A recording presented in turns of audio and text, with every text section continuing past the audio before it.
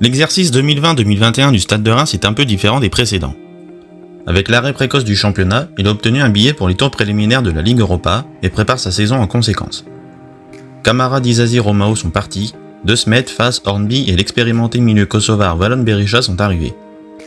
Grâce notamment à la présence de ce dernier, le Stade ambitionne un jeu plus offensif, abandonnant son 4-3-3 pour un 4-4-2 avec Dia et le jeune Touré en pointe.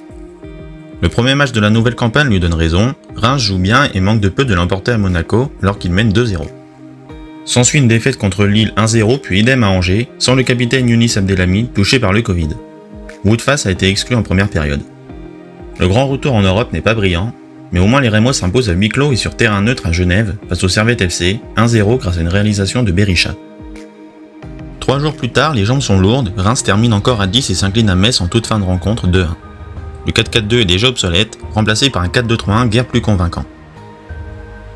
Le jeudi 24 septembre, après un match affreux, le Stade de Reims quitte la Ligue Europa par la toute petite porte, en cédant au tir au but contre les redoutables Hongrois de Fehérvár. C'est nul!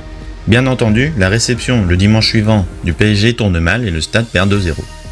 Après avoir ramené un bon point de Rennes, les stadistes plongent en plein cauchemar pour la réception de Lorient. Conan, Zeneli, Berisha, Touré, Hornby et Mounetzi sont absents. Quelle chance! Dia s'ajoute à la liste après le dernier entraînement, Quelle chance! rejoint après 20 minutes de jeu par Chavalarin. Et s'il mène 1-0, le SDR craquera totalement en seconde période, encaissant 3 buts et récoltant les expulsions de Kassama et Donis. Ça fait beaucoup là, non? Un peu de couleur dans ce ciel noir avec le carton du Stade à Montpellier, réduit à 9, 4-0, avec un triplé de Boulaïda, puis un succès capital devant Strasbourg 2-1.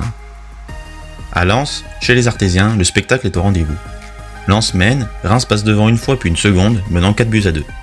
Mais une fébrilité déconcertante permet aux Lensois de revenir à 4 partout dans le temps additionnel. Ensuite, Nîmes s'impose à Delaune sans avoir une occasion grâce à un pénalty scandaleux, Lyon surclasse des Oranges réduits à 10 3-0, Nice accroche un 0-0 à Delaune, puis Brest fait à nouveau tomber le Stade dans le Finistère, 2-1. 19e, Reims et David Guillon doivent leur salut à la victoire contre Nantes 3-2, alors que les Canaries menaient 1-0 à la mi-temps.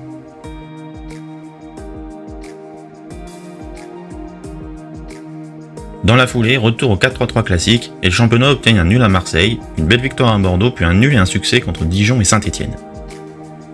Reims va mieux, perd certes à la 91e minute à Lille, mais enchaîne avec 2 conquêtes contre Brest et à Strasbourg, 1-0 à chaque fois. Après 4 nuls et une défaite, les Rouges et Blancs s'imposent sur le fil à Nantes dans un match à fort enjeu, sur un coup de tête d'Abdelhamid au bout du match. 2 semaines plus tard, leur succès à Dijon leur offre quasiment le maintien, et c'est à ce moment que tout va tourner en eau de boudin. Le Stade fait nul à 10 encore contre Rennes, puis 0-0 à Nice et contre Metz. Avant le match face aux Lorrains, plusieurs membres du staff ont été annoncés partant. Il se murmure même très fort que David Guillon devrait suivre et qu'Oscar Garcia serait son successeur. Toutes ces rumeurs sont confirmées le jour de la rencontre perdue à 10 évidemment contre l'OM 3-1. Il faut ensuite un miracle pour que Reims évite la défaite à Nîmes, de partout, avant que Monaco ne gagne à Delaune et que Paris ne se balade 4-0 alors que les Rémois sont à 10, puis que Bordeaux ne fasse de même 2-1 pour la dernière de Guillon. Au final, le Stade termine 14e, avec un seul petit point d'avance sur le barragiste, Nantes. Entre recrutement complètement manqué, un retour en Europe ridicule, un jeu lignifiant et une fin de saison en roue libre, le chapitre David Guillon, après 4 saisons et un titre de champion de France de Ligue 2, se clôt de triste manière.